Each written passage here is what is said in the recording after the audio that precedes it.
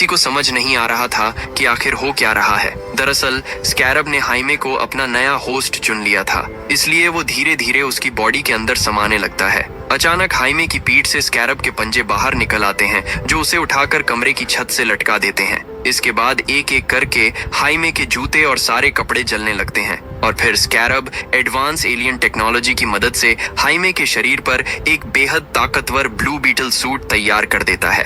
अब हाइमे blue beetle बन चुका था। हाइमे को स्कैरब और उसकी शक्तियों के बारे में कुछ भी पता नहीं था, इसलिए अपने बदले हुए रूप को देखकर वो पूरी तरह हैरान रह जाता है। अब स्कैरब के अंदर मौजूद एआई हाइमे के साथ जुड़ने के बाद अपनी ताकतों को टेस्ट करना चाहती थी। इसी वजह से अगले ही पल वो हाइमे को घर की छत तोड़ते हुए सीधे आसमान में उड़ा ले जाती है। एआई सबसे पहले उसकी फ्लाइंग पावर चेक करना चाहती थी, इसलिए वो हाइमे को सीधे अंतरिक्ष तक ले जाती है। स्पेस में पहुंचकर हाइमे पूरी तरह दंग रह जाता है। उसे अपनी आंखों पर यकीन नहीं हो रहा था कि वो इस समय धरती से इतनी दूर अंतरिक्ष में मौजूद है। इसके बाद एआई हाइमे को बेहद तेजी से वापस धरती की तरफ लेकर आती है, लेकिन जमीन पर गिरने से ठीक पहले वो उसे हवा में रोक देती है, क्योंकि अब वो उसकी लैंडिंग पावर टेस्ट कर रही थी। फिर एआई हाइमे को पूरी सिटी में बिजली जैसी रफ्तार से उड़ाने लगती है ताकि उसकी स्पीड चेक की जा सके। तेज रफ्तार में उड़ते हुए हाइमे अचानक एक कार के ऊपर जा गिरता है, जिससे कार पूरी तरह तबाह हो जाती है।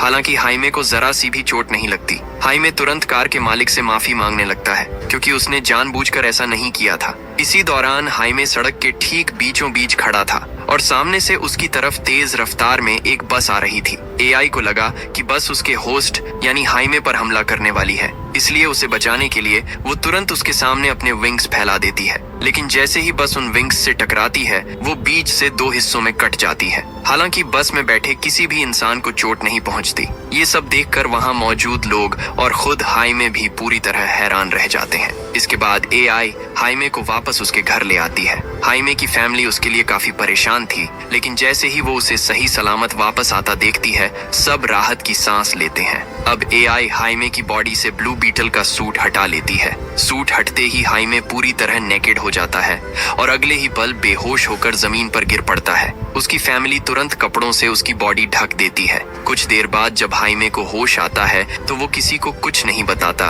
और जल्दी से अपने कमरे में जाकर कपड़े पहनने लगता है, क्योंकि अब वो जेनी से मिलना चाहता था। उसे यकीन था कि स्कैरब के बारे में वही उसे सही जानकारी दे सकती है। लेकिन टी शर्ट पहनते समय जब हाइमे अपनी पीठ से बाहर निकले स्कैरब के हिस्सों को देखता है तो वो और भी ज्यादा डर जाता है। हाइमे की फैमिली उसे घर से बाहर नहीं जाने देना चाहती थी, क्योंकि सबको डर था कि कहीं उसके साथ कुछ और बुरा न हो जाए। लेकिन हाइमे किसी तरह सबको समझाकर जेनी से मिलने के लिए कोड कंपनी के हेडक्वार्टर पहुंच जाता है। वहां पहुंचकर वो देखता है कि जेनी किसी से छुपते हुए भाग रही है। जैसे ही जेनी की नजर हाइमे पर पड़ती है, वो जल्दी से उसकी कार में बैठ जाती है और उससे तुरंत गाड़ी भगाने के लिए कहती है। दरअसल विक्टोरिया को पता चल चुका था कि लैब से स्कैरब जेनी ने चुराया है, इसलिए अब उसके गार्ड्स जेनी को मारना चाहते थे। हाइमे किसी तरह जेनी को लेकर वहां से भाग निकलता है और विक्टोरिया के गार्ड्स से बचते हुए अपने घर पहुंच जाता है। घर पहुंचते ही हाइमे के अंकल रूडी उस पर गुस्सा करने लगते हैं, क्योंकि वो उनकी कार लेकर गया था और अब वो कई जगह से टूट चुकी थी।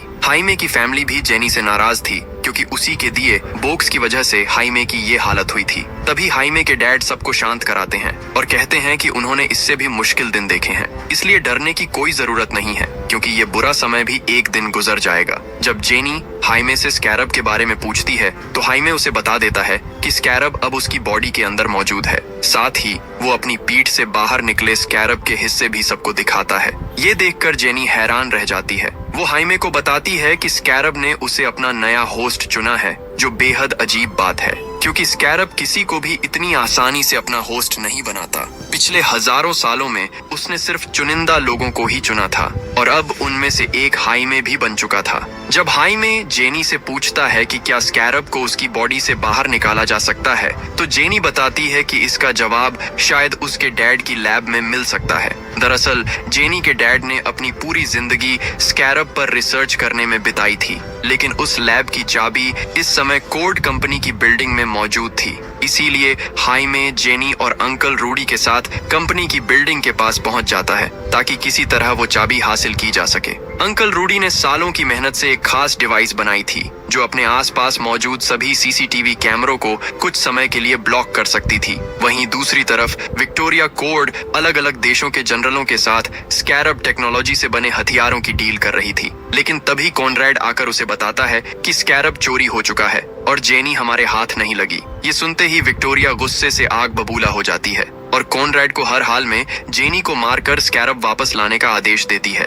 अब अंकल रूडी अपनी बनाई हुई डिवाइस की मदद से कोर्ट बिल्डिंग के सारे सीसीटीवी कैमरों को ब्लॉक कर देते हैं। इस मौके का फायदा उठाकर हाइमे और जेनी बिल्डिंग के अंदर घुसकर चाबी चुराने में कामयाब हो जाते हैं और वहां से निकलने लगते हैं। लेकिन इससे पहले कि वो दोनों बाहर निकल पाते, उनके सामने कॉनरैड आ जाता है। कॉनरैड गुस्से में सीधे हाइमे पर हमला कर देता है। जैसे ही वो हमला करता है, हाइमे के अंदर मौजूद स्कैरब की एआई एक्टिवेट हो जाती है और अगले ही पल ब्लू बीटल का सूट उसकी पूरी बॉडी को कवर कर लेता है। अब हाइमे बड़ी आसानी से कॉनरैड के वार को रोक देता है और पलटवार करते हुए उसे दूर फेंक देता है। लेकिन तभी कॉनरैड भी अपनी बॉडी में लगी टेक्नोलॉजी को एक्टिवेट कर देता है। देखते ही देखते उसकी बॉडी पर एक एडवांस टेक सूट तैयार हो जाता है जो उसे पहले से कहीं ज्यादा ताकतवर बना देता है। इसके बाद हाइमे और कॉनरैड के बीच एक जबरदस्त लड़ाई शुरू हो जाती है। स्कैरब की ताकत की वजह से हाइमे कॉनरैड को आसानी से पीछे धकेल देता है। तभी एआई हाइमे से अपने एडवांस वेपन्स का इस्तेमाल करके कॉनरैड को खत्म करने के लिए कहती है, लेकिन हाइमे साफ मना कर देता है क्योंकि वो किसी की जान नहीं लेना चाहता था। इसी दौरान कॉनरैड देखता है कि रूडी और जेनी कार से उनकी तरफ आ रहे हैं, इसलिए वो तुरंत उन पर